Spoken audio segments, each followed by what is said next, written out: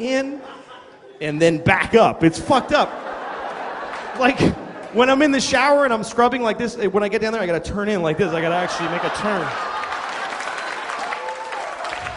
I gotta fucking cut in, or the crevice gets fucking filthy. It's ridiculous. It is. It's like a theater seat. There's like fucking receipts and shit and popcorn and fucking kids' toys and oh fuck, what the hell? My body's just falling apart, man. I got tits now too. I just got tits, and that is a fucked up day in a man's life. When you look in the mirror and you realize, fuck, I got, because you don't see them coming. They're sort of pouting out a little by little, and then one day they just fucking fall a little, and that's it. You have tits.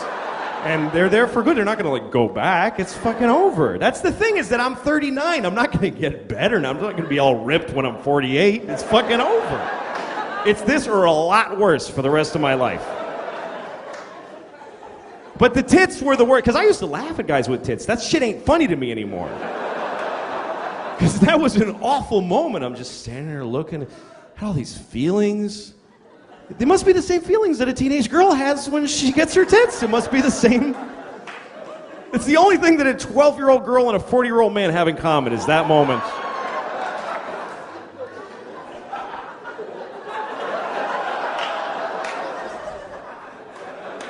Nothing.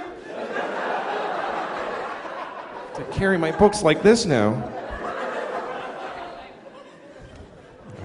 I don't know. You know what the thing is? I don't give a shit. I don't care about how I look. I'm bald, I'm fat. I don't give a fuck.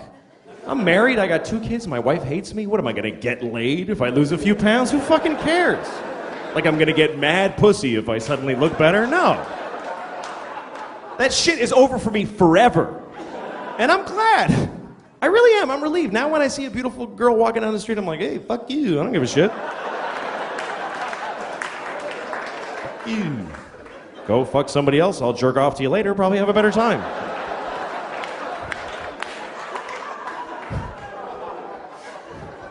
Not like she would have fucked the shit out of me anyway. Not like she would have given me her best. I never really got the best out of a beautiful woman. I had sex with a few beautiful women, and they didn't really rock out on my dick so much. It was more like, kind of like, all right, why not? Give it a, she's kind of funny. You know, just sort of a fucking begrudging fuck in a weird situation with a lot of regret afterwards.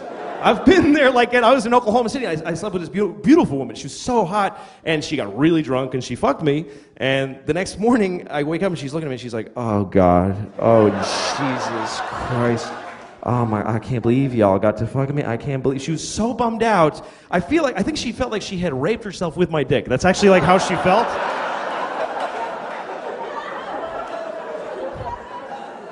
That's so weird to realize that you were somebody's bottom. Like you are somebody's place that they got to.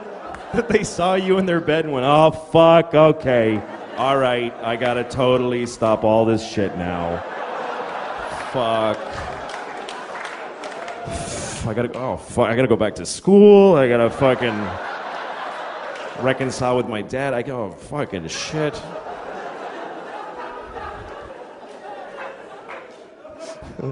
I never had a period in my life where I was like really going hog wild with the babes. It was late for me when I started having sex. I was 18 before anything happened to me. My girlfriend gave me a hand job. First thing that happened to me sexually ever. And I mean, it was awesome. It was great. Because nobody had ever touched my dick. Nobody in the world had touched my dick. My dick had touched a lot of things. Because that's what you do when you're a young boy. You touch your dick to many surfaces around the world. Just fucking looking for anything that feels good enough that you don't have to talk to a girl. That's the whole... But finally, I got this girlfriend, and we're making out, and she reached down, and she put her hand around my dick, and I fucking lost it. First of all, I came immediately, and also I started farting as I came. And... No, I started farting. It wasn't just... It was throughout, and she's laughing. Ha, ha, ha, ha. That's how my sex life started, okay? That's how it started. Fucking shame and depression. Before that, it was just me masturbating copiously, happily. I loved it. When I discovered masturbation, I was so happy. I loved it. Everybody loves it. Nobody's, oh, this fucking sucks. It's pretty universally liked. But I remember when I first started, and I thought I was the only one doing it. And then I told my friend Jeff, and he was doing it too. So we started, that's his real name too, it's kind of fucked up that I'm saying his name. But anyway, we were comparing notes about how we masturbated. And I did it, I was 11, so I was going like this, which I actually did it like this for a long time, because nobody teaches you how to jerk off. So like, even once my dick grew, I kept doing it like this. And then I saw a movie where somebody went like that, and I was like, oh, fuck, the whole hand, that is genius. Awesome.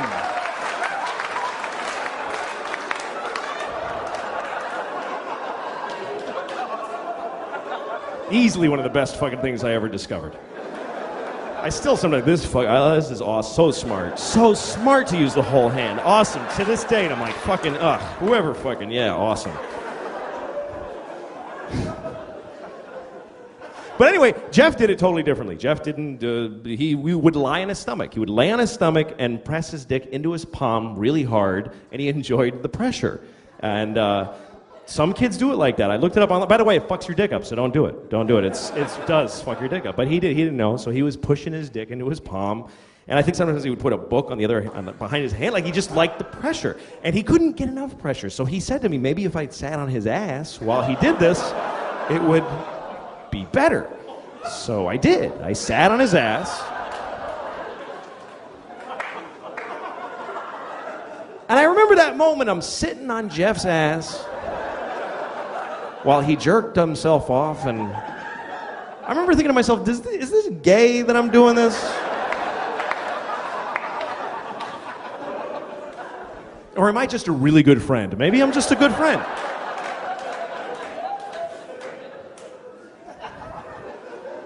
It's weird to think now that I fucking sat on an 11-year-old boy's ass while he masturbated. I mean, I was 11, so it was cool. Now I'd get fucking crucified for that shit. I didn't know what I had, boy. All right, easy. Easy. Anyway. So now I'm married, and sex is very different when you're married because it doesn't exist, actually. I was talking to a friend of mine about how my wife and I don't really fuck anymore, and he said, well, does she blow you at least? What are you, fucking high? You think she's blowing me? Who wants to blow their husband? Who the fuck would want to? What a bummer to blow your husband. You don't want to blow your husband, you want to blow your date. That's who you want to blow. You want to blow a guy you've been dating and you don't quite know him yet. He comes over and he picks you up. Ooh, that's a new shirt. I never saw that shirt on him. That's very handsome.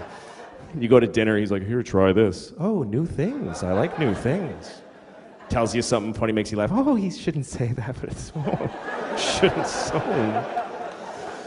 Tells you a sad story. Oh my God.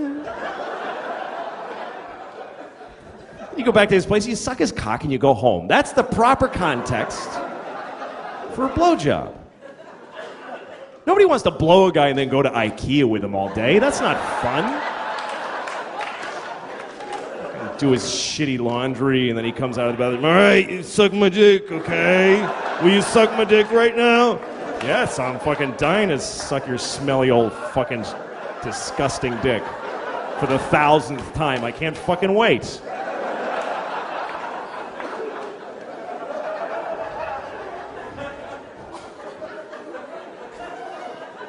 My wife gave me a hand job the other day, and I got to tell you that I think that hand job was probably the saddest thing that ever happened in America. It really was the saddest fucking thing, that hand job. Was so tragic. There should be like a monument to that hand job with a reflecting pool where you just sit and think, God, that was fucking sad, and a little thing where you put rocks on it and think about it, and you know. Here's what happened. I'm going to tell you about this hand job. My wife and I were home in the middle of the day. The baby was asleep on our bed. The 4-year-old is wherever the fuck she goes all day. And my wife and I are sitting on the couch, just sitting there, just fucking married on the couch, you know, just And my wife looked at me, and I don't know where she got this sort of sense that I was in. She said something like, "Hey, we have to go to that thing for the..." And I was like, "Oh, who gives a shit?" Like, I don't know what it was that tipped her off that I was starting to feel real bad. Here's the thing, is that as far as sex, for guys, it's just not... we just need to release. That's all it is. We just need it. Women, it's like a fucking emotional thing when we need to come just because we need to. Women, it's like they get into it. They shiver, and then they lie on their side and cry after and all that kind of shit. But for guys, it's just something that we need to do so that we won't murder people. That's all it is, really. Just maintenance. Open the fucking valve once in a while, please. The city should put a red tag on the dick that has a PSI level that's unacceptable.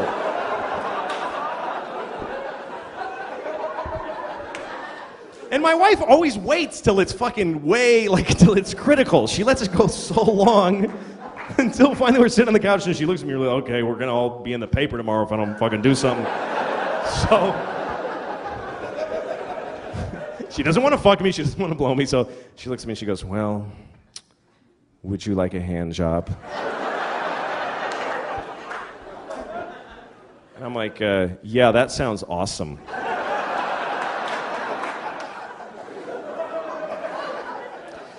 So we go upstairs to my daughter's room because it's the only empty room in the house. Hey, you know what? Fuck you. I paid a rent. I'll shit on her bed if I want to. Seriously. Let me have a fucking hand job in my house. It's all I get. It's not me. She won't jerk me off in the living room because there's too much nice shit I'm not allowed to come on.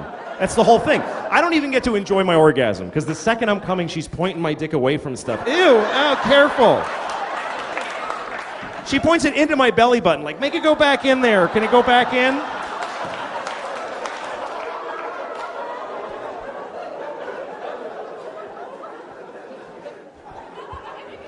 All right, so I'm laying on the floor in my daughter's room, looking up at the mobile of fucking ducks and airplanes. What does a fucking duck need with an airplane? What does a baby give a shit? So I'm laying there on the floor, and my wife is just sitting next to me, just in her bathrobe, just like...